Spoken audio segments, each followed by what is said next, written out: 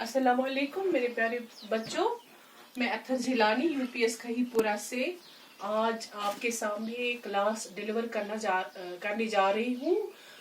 Subject है मेरा science, class 7th है और टॉपिक है मेरा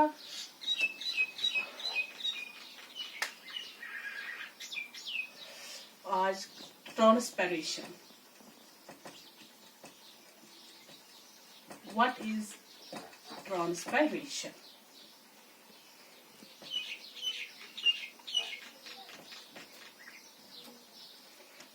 As you know, plants absorb a lot of water and minerals from the soil.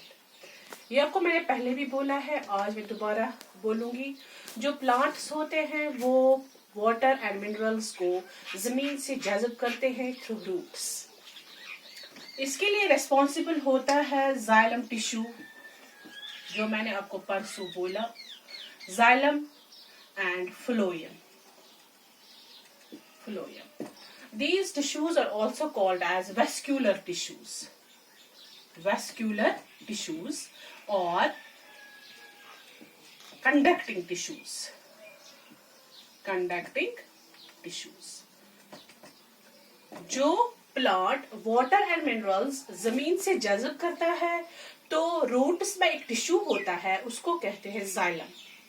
तो इसी जाइलम के थ्रू ये वाटर एंड मिनरल्स को प्लांट के हर एक हिस्से में पहुंचाता है। यही xylem tissue water and mineral को प्लांट के हर एक हिस्से तक वाटर एंड मिनरल को पहुंचाता है। This tissue is responsible for the transport of water and minerals from the roots to the upper parts of the plant to every part of the plant. और phloem क्या करता है? जो plant leaves में ग़िज़ा तैयार करता है, लीव्स में जब प्लांट्स ग़िज़ा अपना तैयार करता है by the process of photosynthesis, तो जो ये लीव्स ग़िज़ा तैयार करते हैं तो उसके लिए भी एक टिश्यू रेस्पॉन्सिबल है, that is called as phloem. ये इस ग़िज़ा को लीव्स से लेकर प्लांट के हर एक पार्ट तक पहुंचाता है, जो ग़िज़ा लीव्स में तैयार होता है by the process of photosynthesis. अब ये दोनों टिश्यू बहुत ही इंपॉर्टेंट है प्लांट्स में। उन दोनों टिश्यू को वैस्कुलर टिश्यूज और कंडक्टिंग टिश्यूज कहते हैं। इतना आपको समझ में आया होगा। अब जो ये प्लांट रूट्स के through water and minerals absorb करता है सॉइल से, जो ये water plants absorb a lot of water and minerals from the soil through roots। जो वाटर ये एब्सॉर्ब करता है, वाटर इसको फोटोसिंथेसिस में ये जरूरी होता है पानी, और जो ग्रोथ होती है, मेटाबॉलिक एक्टिविटी होती है प्लांट्स में, वो भी उसके लिए भी ये बहुत जरूरी है। प्लांट्स में जो ग्रोथ होती है, फूड बनता है, वो इसी वाटर एंड मिनरल्स के सहारे बनता है, जो ये प्लांट रूट से एब्सॉर्ब करता है। अब प्लांट बहुत ही एक्सेस वाटर रूट्स के थ्रू एब्सॉर्ब करता है। आधा तो इसको फोटोसिंथेसिस में लगता है, आधा इसको अपनी ग्रोथ में लगता है। बाकी जो वाटर होता है वो उसकी इवोपरेशन होती है। The excess loss of water from the leaves is called as transpiration. The loss of water in the form of vapor is this loss occurs through their leaves. Okay, जो ये water, the evaporation of water from the leaves in vapor form occurs through leaves. The evaporation of water from the plants in vapor form occurs through leaves or aerial parts of the plant. जो ये access loss of water होती है तो उसको क्या हम कहते हैं? ट्रांसपायरेशन। ये किसके थ्रू हो जाता है? लीव्स के थ्रू या प्लांट्स के बाकी जो हिस्से होते हैं उससे हो जाता है। जैसे फॉर एग्जाम्पल स्टेम से भी होता है ट्रांसपायरेशन। तो जो वाटर ये जमीन से एब्सॉर्ब करता है, वाटर एंड मिनरल्स, आधा इसको फोटोसिंथेसिस में लगता है, और ये वाटर बहुत ही जरूरी होता है प्लांट्स को इरेक्ट रहने में, और ये प्लांट को बचाता है विल्टिंग से। बस पे प्लांट की ड्रूपिंग अमिस गि मुरझा आब अमिस मज जजब गसान न विल्टिंग गसान वसित पेवान कि अमिस ग्रोथ गसान असल पे फोटोसिंथेसिस असल पे करान यह पेवान वसित की तथ वन विल्टिंग और ड्रूपिंग यह थवान प्लांट्स इरेक्ट यह आब अत मज आसान बे क्या करान काम ये जो ये पानी होता है it provides a suction pull in the plant which helps to pull the water upward to greater heights. Okay, dear students, it provides in a plant, it produces in a plant a suction pull which helps to pull the water upward to greater heights. Okay, dear students, अब क्या transpiration होता है? Transpiration is the excess loss of water in vapor form from the leaves.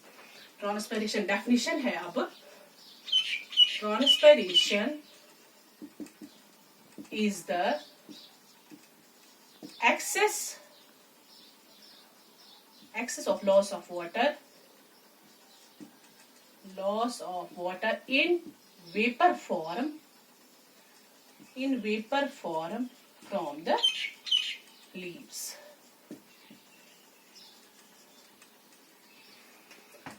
Okay, dear students, this evaporation of water produces a suction pull in the plant which helps to pull the water upward to the greater heights.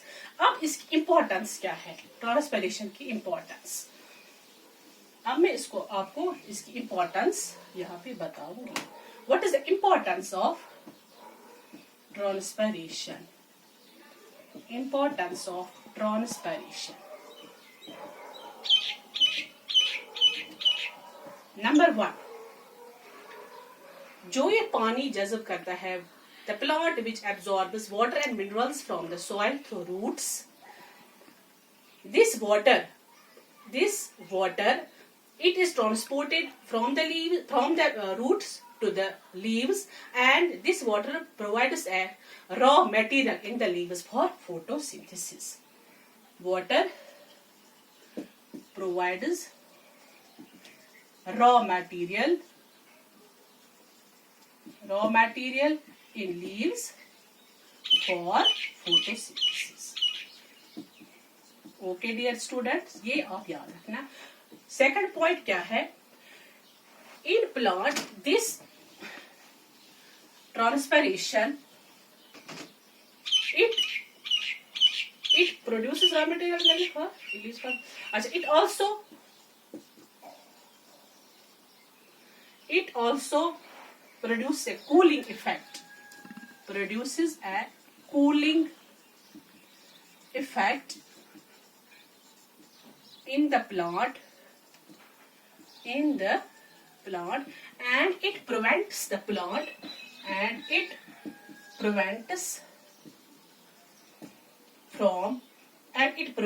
from hot sunlight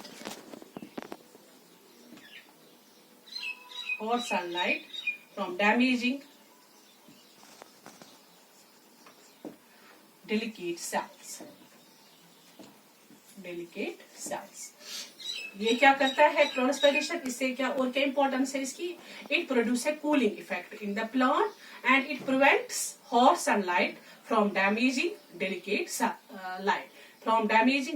sales. ये इसको बचाता है. इसकी जो plants की delicate sales होती है, जो ये आफ्ताब की ज्यादा रोशनी होती है, हॉट सनलाइट जो होता है, जो इसकी गर्मी होती है, इसको ये बचाता है. इसकी डेलिकेट सेल्स को ये बचाता है. ट्रांसपिरेशन ये एक कूलिंग इफेक्ट इसमें एक कूलिंग इफेक्ट पैदा होती है, जिससे इसकी डेलिकेट सेल्स भी बच जाती है.